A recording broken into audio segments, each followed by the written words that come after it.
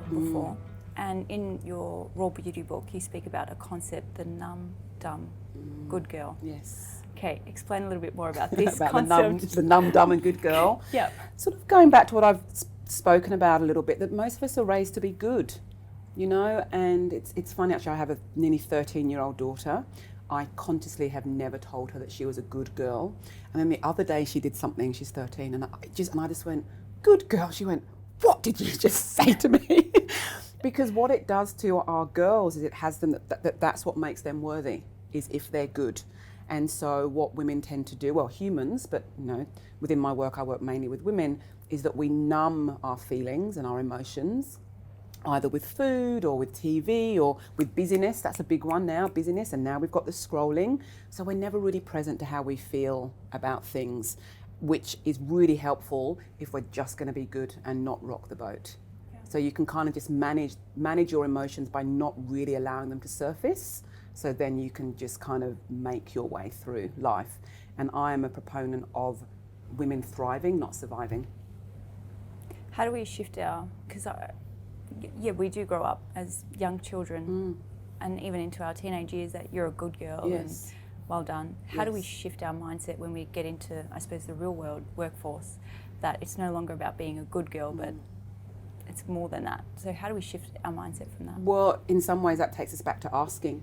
So for asking for what you want, has you not, in your eyes, you may not be a good girl because you're deciding to ask for what it is that you need, maybe to do the best in your job, maybe to, you know, lead your team in the way that they need to be led. A lot of the conversation now is about being 100% human at work. And what does that look like?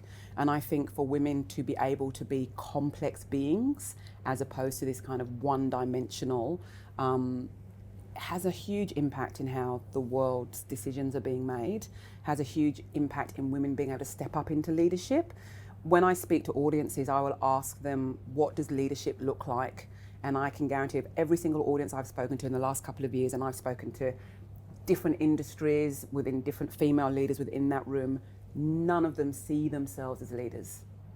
So that was not the image that they were given, that you look like what a leader looks like. So a lot of my work is even just breaking down that unconscious and sometimes conscious bias around what leadership is and who gets to do it.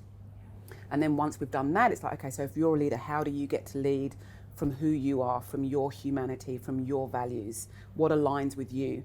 And then in that, women are building their personal power. We need to collectively use each other and support each other and ask each other. You know, this idea of women helping each other up the ladder, having each other's backs. I love the phrase, a real queen will adjust another queen's crown without telling anyone else. Something I'm sure I've just not done a very good job, but hopefully you get the idea. Yeah. That in some ways we're moving into territory that we've never moved into in the 21st century. And yet it is the time for women to use their voices and to stand in their personal power and lead in the ways that align with who we are. I'm curious, you said that these women thought leadership, they didn't see themselves as leaders. What did they see as a leader? Oh, you know, Louise. Tell you know me. what they saw. They saw white middle-class men. Okay. And even I remember I was speaking to a group of doctors, even one of the doctors, you know, and they're female doctors in the room. So when I asked them to close their eyes, and I asked them to say, I said lawyer, professor, doctor, judge.